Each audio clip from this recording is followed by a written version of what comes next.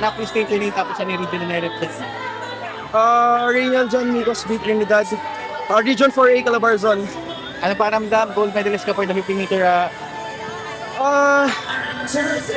Truly overwhelming kasi On deck are the swimmers for event number 8. ever since talaga dream ko mag-gold sa palaro, individual swim.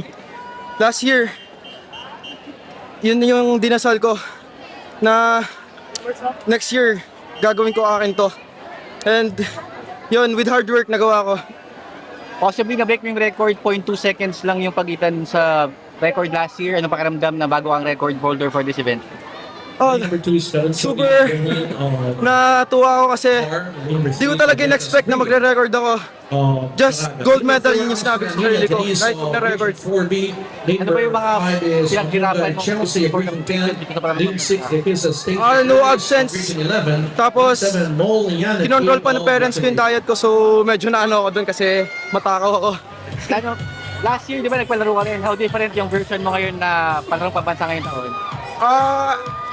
Masasabi ko, mas iba ako this year kasi mas confident ako and I know na na malayo na narating ko and kayang-kaya ko na ngayon makipagsabayan sa iba. Ano pa mga upcoming events mo for this?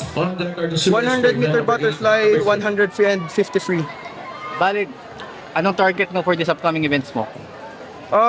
So 100 fly, same. If possible, makuha ko ulit yung record. And sa 50 free and 1 free, as long as magawa ko yung best ko. Okay, next. Ano na lang mo yung pinaka-overall dream mo for your swimming career? Overall, Ano yung pinaka-gusto mo ma-achieve for your swimming career? before I retire, makapag-SEA Games ako. Kahit qualifier lang. That's all I want. Pero may experience ka na competing for the national team, junior national team. Junior national. Ano yung mga pinag-study mo competition? ASEAN School Games and Southeast Asian School Games. Olympics, Olympics, Sure, pagka nagawa ko na yung target times ko and pagka nag-pursue pa ako ng swimming. Okay, profiling lang, state your name, your region, and your school and your age.